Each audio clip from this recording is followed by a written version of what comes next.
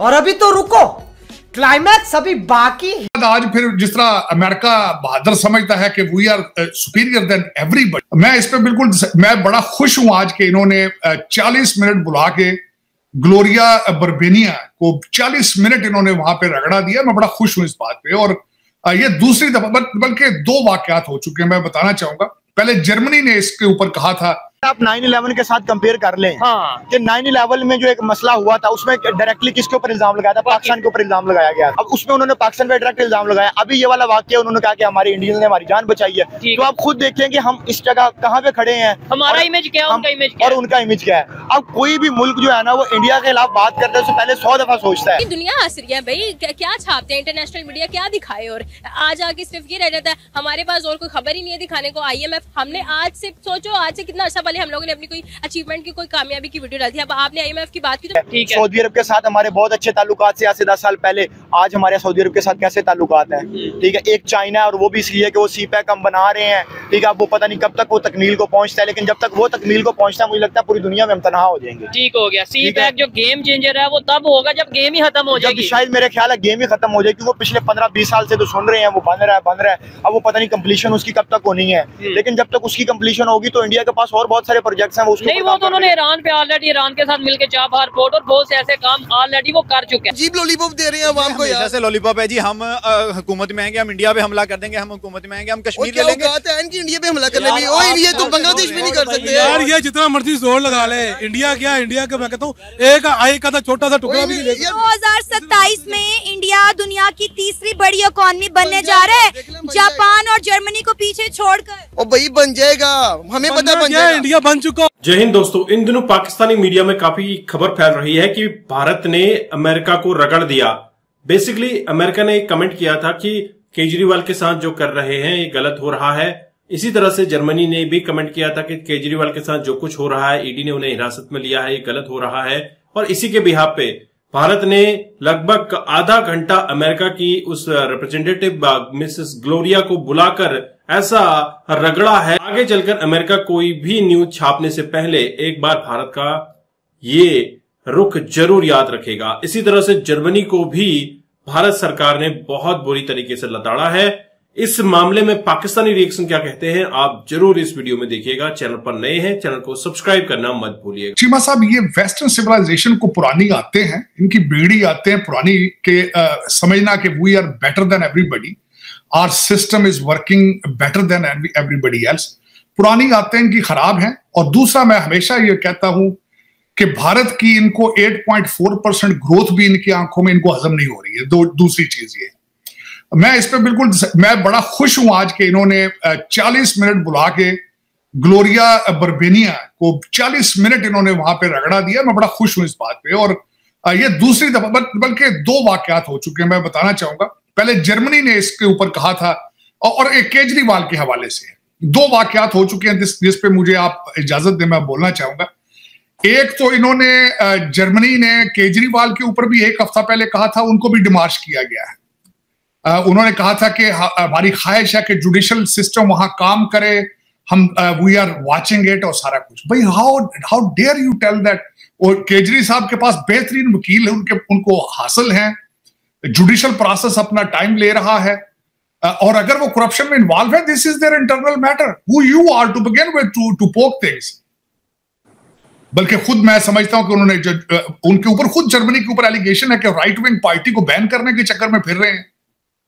और उसके बाद आज फिर जिस तरह अमेरिका बहादुर समझता है कि we are superior than everybody, we are the only democratic country और ट्रू डेमोक्रेसी और फ्रीडम और पता नहीं क्या क्या, मेरा मकसद है गिनने को कर जाते हैं अपने हालात। मैं इस कंट्री में बैठा हूं 35 साल से, मैं पॉलिटिकल साइंस का स्टूडेंट हूं। ना यहाँ जमहूरियत है, ना फ्रीडम है, ना प्रेस है, यहाँ पे कुछ भी नहीं है। मुझसे पूछे, मैं किताब लिख देता हूं इस चीज पे।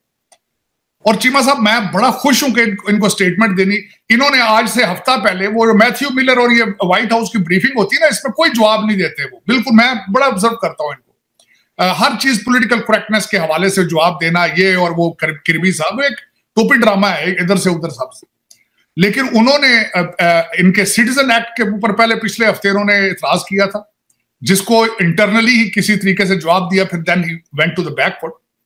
अब इन्होंने केजरीवाल के हवाले से फिर किया है, जिसपे मैं बहुत खुश हूं कि इन्होंने आपके भारत की इंटरनल अफेयर मिनिस्ट्री ने इसको बुला के 40 मिनट उसको जवाब दिया है।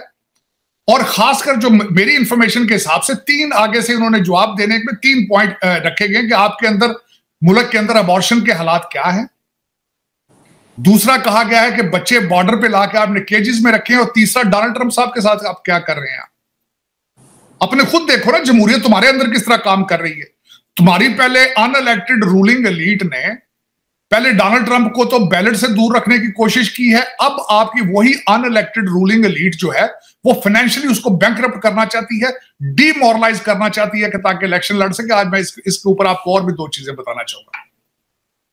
ओबामा साहब इस वक्त कंट्री को चला रहे हैं, बड़े परेशान हैं आजकल, वो बहुत परेशान है। आपने नोट नहीं किया, जाके वो इंग्लैंड में भी बड़े काफी लीडरों को मिल रहे हैं, एतमाद में ले रहे हैं और पता नहीं रोने रो रहे हैं कि डोनाल्ड ट्रंप आ जाएगा तो ये तुम्हें भी छोड़ देगा, हमें भी छोड़ देगा, ये कर देगा।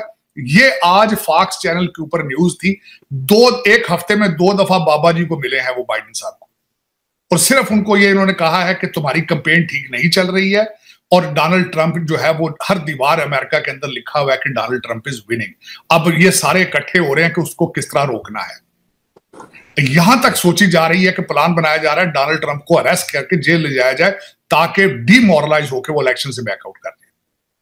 तो अगर तुम्हारे अपने हालात ये हैं, मेल इन वोटिंग पे आप फ्रॉड करते हो, आपका आधा कंट्री डिवाइडेड है, वो समझता है उनसे इलेक्शन चोरी किया गया है, आप खुद इस मुल्क के अंदर ब्लैक लाइव मैटर और अंतीफा के पास they have a licence to kill everything, और तुम खुद अपनी एक पार्टी को, ये बाबा जी बाइडेन जो है, इन्होंने कंजर्वेटिव्स के लिए कहा था होम ग्रोन टेररिस्ट है, ये होम ग्रोन टेररिस्ट।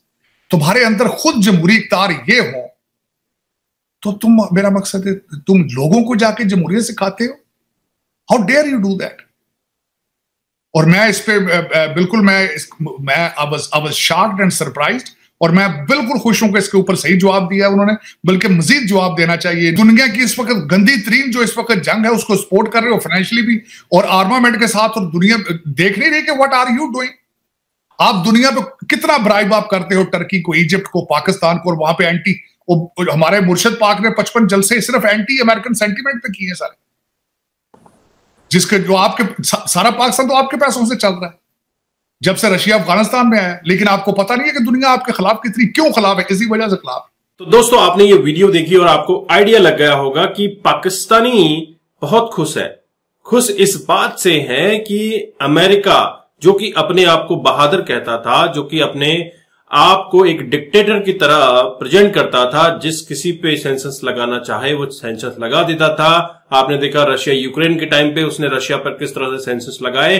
उसके बाद सारे देशों में ये खबर फैल गई कि भैया अपनी करेंसी में ही ट्रेड करो, वरना तुम्हारा जो पैसा डॉलर्स में रखा हुआ है वो सेंसस के चलते गायब हो सकता है। इसी के चलते भारत सरकार ने रुपये में ट्रेड करना भी शुरू किया है और नरेंद्र मोदी कार्यकाल में ये काफी तेजी से बढ़ा है। काफी देश ऐसे हैं जो कि अभी रुपये के साथ ट्रेड कर रहे हैं।